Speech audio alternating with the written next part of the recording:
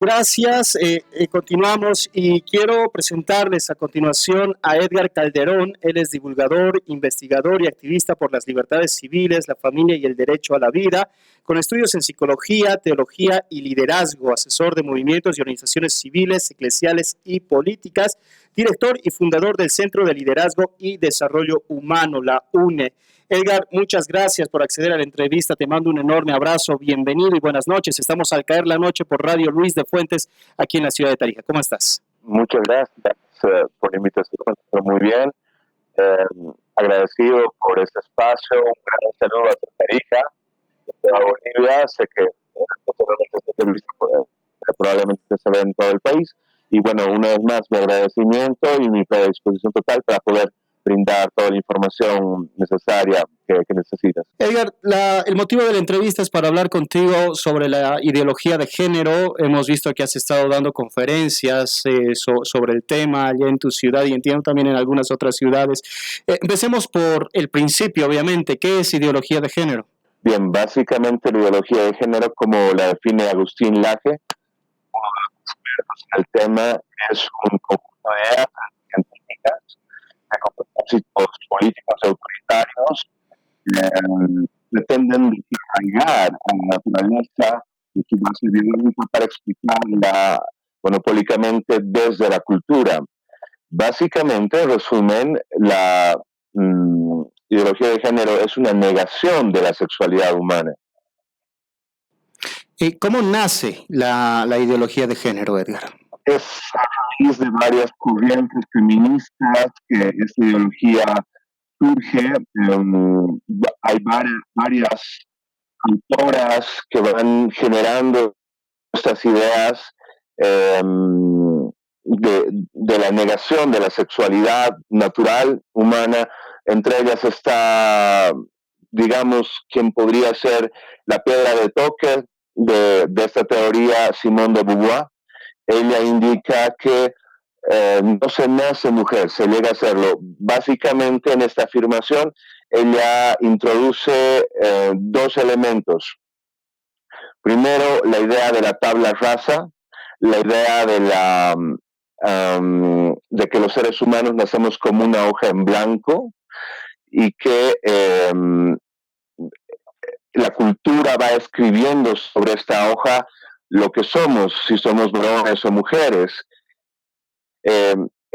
Esto ella lo escribió por el año 1949 en Francia y muy posteriormente, unos 5 o 10 años después, sus ideas empiezan a divulgar mucho en Estados Unidos. Se traduce al francés su libro, al inglés, y esto contribuye mucho a la revolución del Mayo francés, de mayo de 68.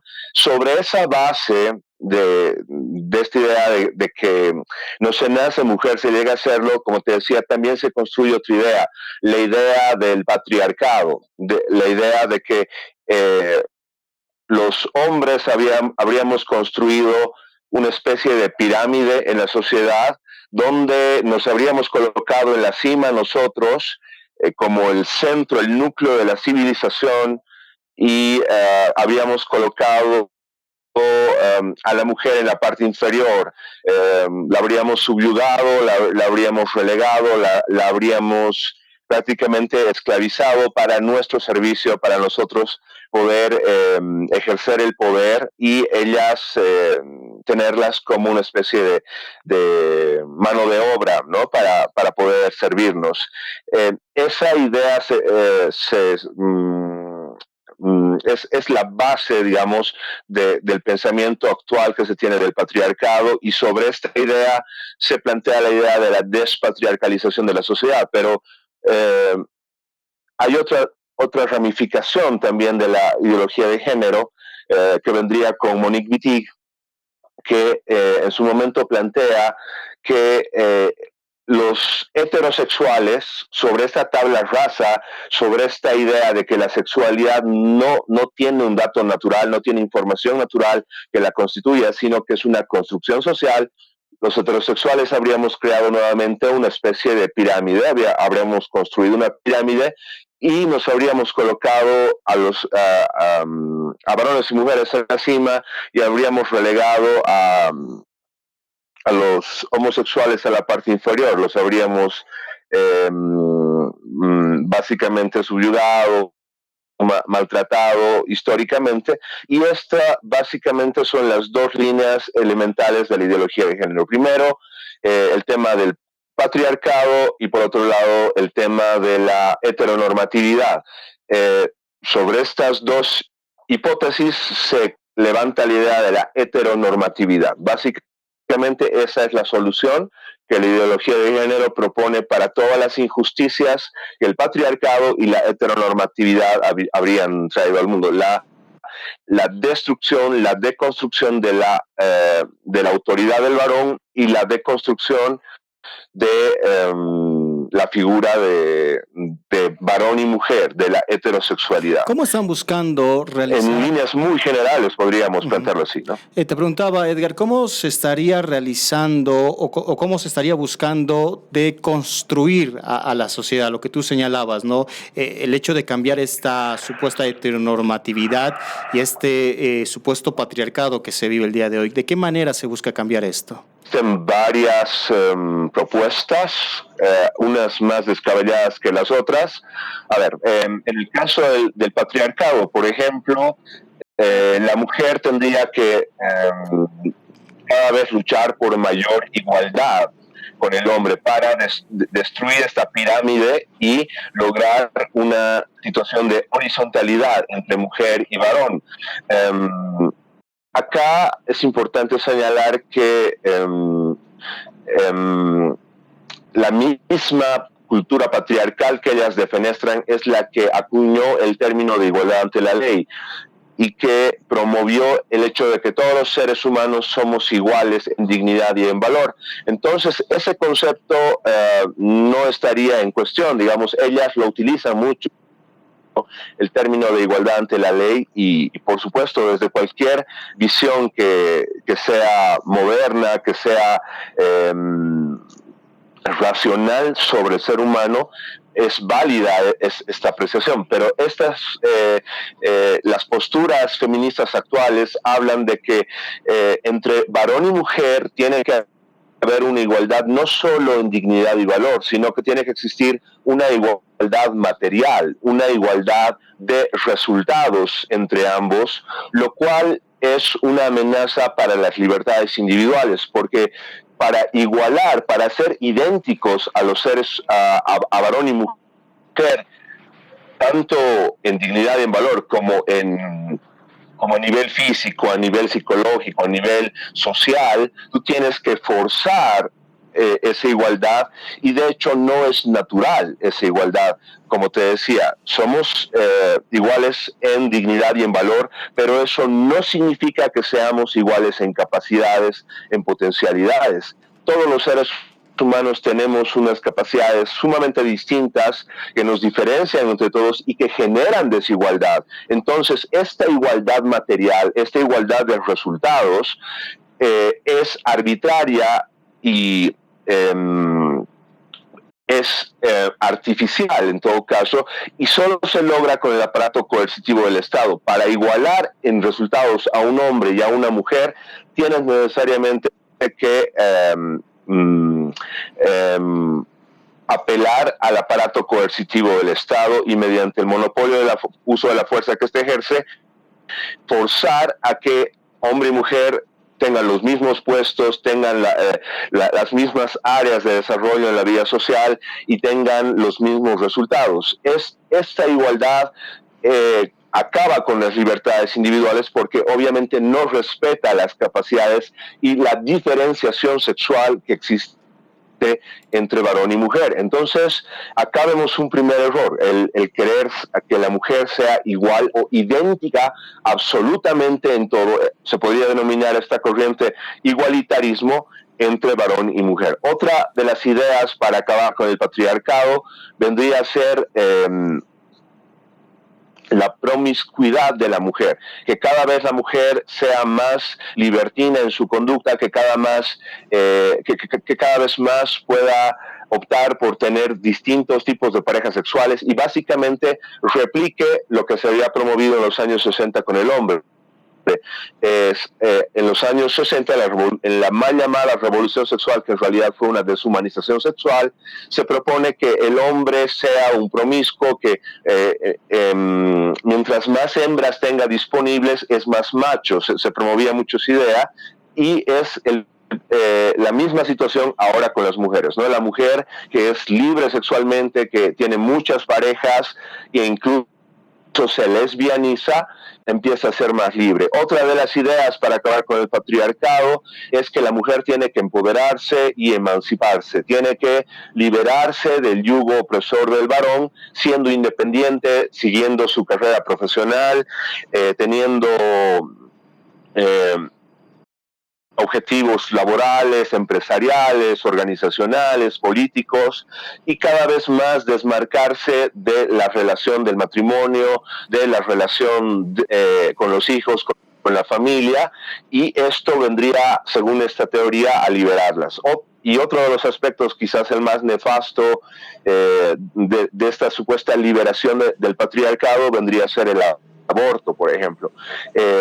Se plantea que, de hecho, Simone de Beauvoir menciona que el feto es un parásito que explota a la mujer. Entonces, basadas en esa idea, muchas feministas han empezado a promover el aborto, indicando que el bebé en el vientre de la madre es un hijo del patriarcado, es un ente opresor que ya desde el vientre está empezando a explotar y a subyugar a la mujer y que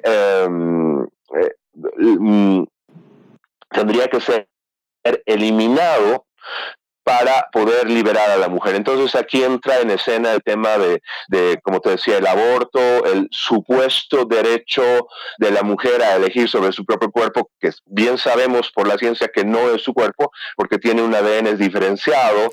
En cuanto se une el ADN del papá con el de la mamá, en el momento de la fecundación, se genera un ADN único e irrepetible, Esto sería, que es digamos, el de un nuevo ser humano que continúa inalterable durante toda la existencia de esa vida. Entonces, desde el momento de que es un embrión, a sus 10 años, a sus 15, 20, 30, 40, 50, 60, 80 años, conserva el mismo ADN o el mismo genoma humano. Estas ideas vienen de quienes son las principales ideólogas, ¿no es cierto?, de la teoría de género o de la ideología de género. Ahora, tú básicamente has ido dando una serie de elementos que lo que buscan es terminar con este patriarcado al que tú hacías mención y esta heteronormatividad.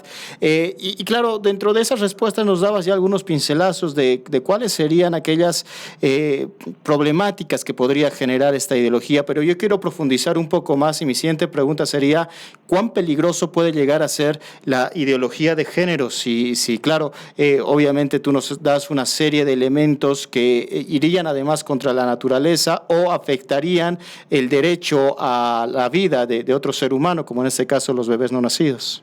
Bien, si me permites, antes de llegar al peligro fondo, digamos, que tendría todo esto, quisiera completar un poco la idea. Habíamos hablado de que para acabar con el patriarcado se plantean estas ideas del aborto, de la independencia de la mujer, de la igualdad o del igualitarismo absoluto entre varón y mujer, pero también para acabar con la heteronormatividad habrían otras estrategias, ¿no?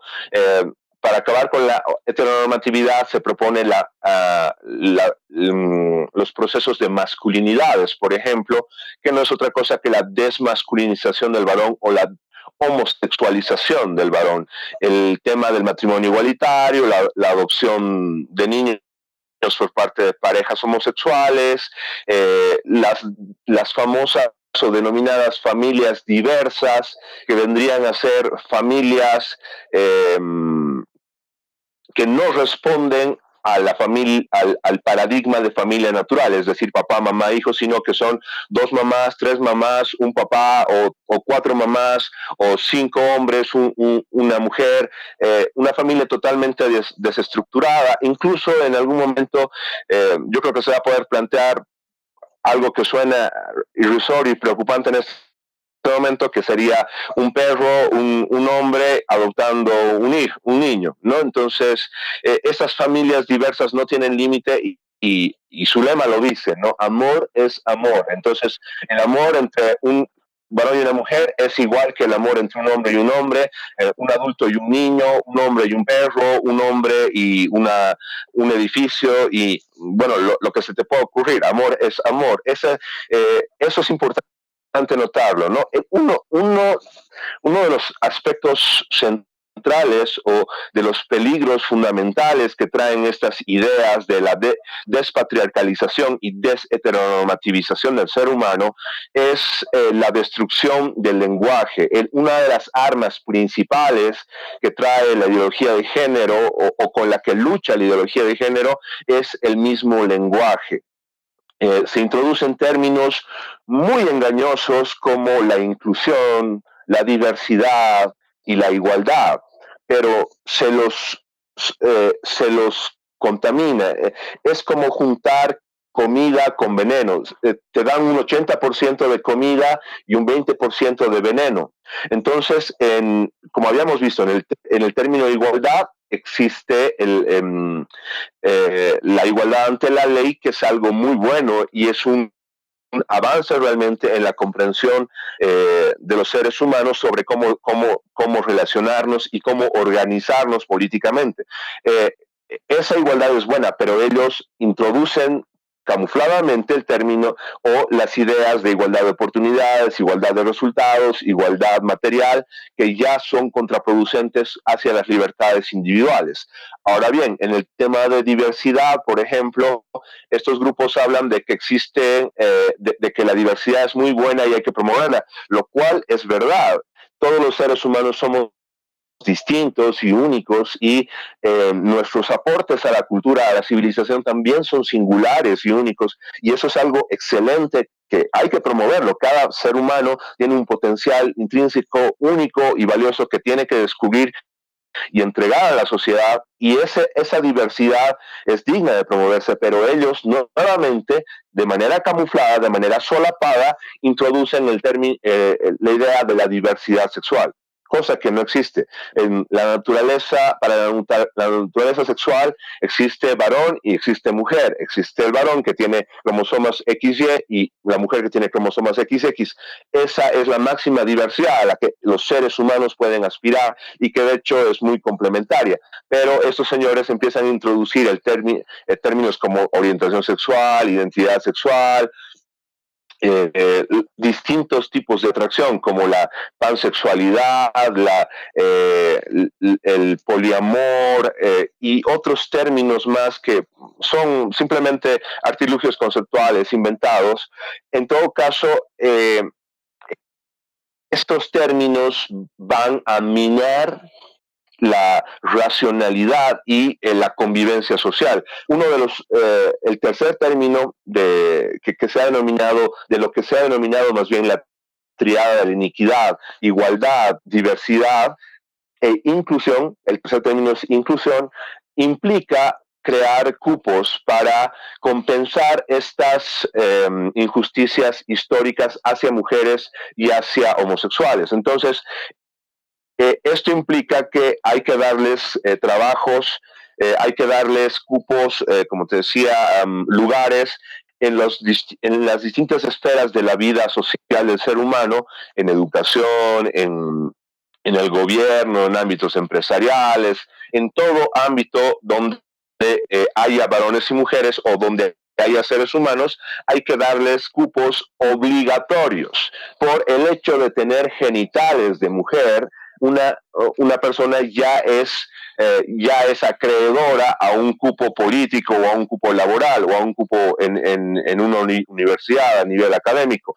Lo propio con los homosexuales, por el hecho de autopercibirse como homosexuales o como pansexuales, poliamorosos, travestis o como quiera que quieran llamarse, existen por ciertos 112 géneros inventados que la ONU ha aceptado.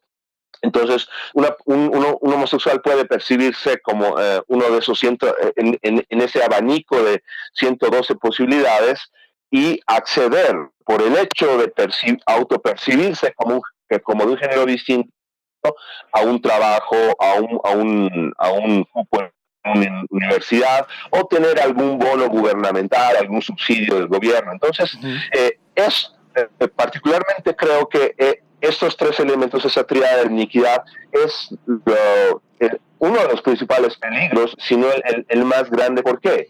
Porque mina inmediatamente la libertad que tenemos los seres humanos. A partir de estas ideas se empieza a crear lo que se denomina el pensamiento políticamente correcto. Y ahí llegamos a una situación sumamente delicada en la que se impone a la sociedad una suerte de verdad oficial por parte de los estados, por parte de estos grupos LGTB. No se puede cuestionar la igualdad absoluta entre hombres y mujeres, no se puede cuestionar la diversidad sexual, no se puede cuestionar la inclusión sexual o la inclusión de género. Y quien se atreve a cuestionar estos dogmas es inmediatamente denunciado, perseguido y censurado.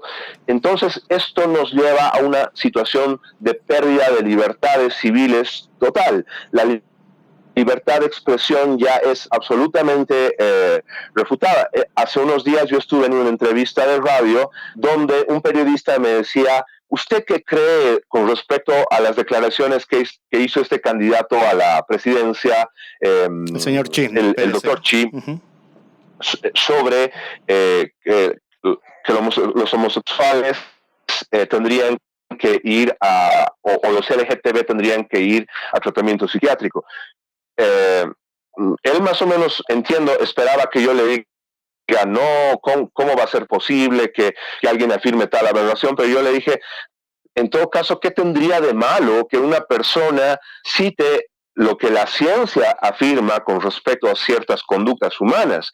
La ciencia afirma claramente, y eso está en el manual de diagnóstico psiquiátrico, el DSM-5, que es como la Biblia de la psiquiatría, que la disforia de género es un trastorno mental, y las personas que tienen una incongruencia entre su sexo psicológico y su sexo físico o biológico tendrían que ser diagnosticadas, obviamente correctamente diagnosticadas, y una vez diagnosticadas, tratadas en el ámbito psiquiátrico o psicopatológico. Entonces, este señor no hizo otra cosa que citar la ciencia. Por otra parte, los últimos estudios, los más recientes que se han lanzado con respecto a la homosexualidad, arrojan la información de que la homosexualidad no es innata, no es algo genético, sino es algo aprendido. Es un mito eso del cerebro gay, es un mito eso del gen gay, sino que existen factores psicosociales que desarrollan la conducta homosexual. Eso lo habla Joseph Nicolosi espléndidamente, o lo explica. Él habla de que existen tres factores que desarrollan la homosexualidad: la ausencia del padre, la madre castrante o dominante y el abuso sexual. Esos tres factores condicionarían la conducta sexual en las personas, y el doctor Chi no hizo otra cosa que referirse a eso. Por supuesto, él no citó las fuentes por cuestiones de tiempo, pero en todo caso, él está simplemente divulgando el conocimiento científico al respecto. Entonces, lamentablemente, por este tema de la corrección política, la gente tiene que entrar en una especie de autocensura y decir, no, yo no puedo hablar esto, yo no puedo decir la verdad, yo no puedo decir lo que la ciencia afirma, porque no tengo que ofender a estas minorías históricamente oprimidas. 30 segundos, por favor, para finalizar, porque tú has explicado de manera muy amplia qué es la ideología de género, cómo nace, qué es lo que busca en todo caso, y de qué manera se estaría, o cuáles serían aquellos peligros para la sociedad. 30 segundos. ¿La ideología de género ya está en Bolivia? y lamentablemente la ideología de género está en los medios de comunicación, en los medios de información, es decir, prensa escrita, radio, televisión, redes sociales o internet, está en los medios de entretenimiento, en Discovery Kids, History Channel. El 90% de los medios de comunicación ya se han alineado con la ideología de género. Tenemos programas tanto producidos en Bolivia como a nivel internacional que están promoviendo el homosexualismo como la defenestración del rol del varón, de la familia. La ideología de género está en nuestra educación ya a partir de la resolución ministerial 0854-2019 del Ministerio de Educación, a título de lucha de prevención de la violencia y de otros tipos de violencia, que es el texto que se incluye ahí, se está introduciendo como un caballo de Troya la ideología de género en la materia de espiritualidades y valores. Por otra parte, la ideología de género está en nuestras leyes, está en nuestra Constitución, está en la ley Niña, Niño, Adolescente, en la ley de familias, en la ley Aveniño Signani y en muchas otras leyes que se han lanzado desde la Asamblea, desde que se fundó el nuevo Estado. Y por último terminaría con el gobierno, ¿no? El gobierno en todos sus ministerios, en todas sus instancias, ya ha sido tomado por estos grupos y eso es algo sumamente alarmante que creo que necesitamos tomar conciencia y tomar acciones también. Es importante que hagamos tres cosas, esto lo recomienda Agustín Laje y Nicolás Márquez: informarnos, formarnos y actuar para que esta ideología no nos avasalle, no avasalle nuestras libertades individuales y no destruya la familia.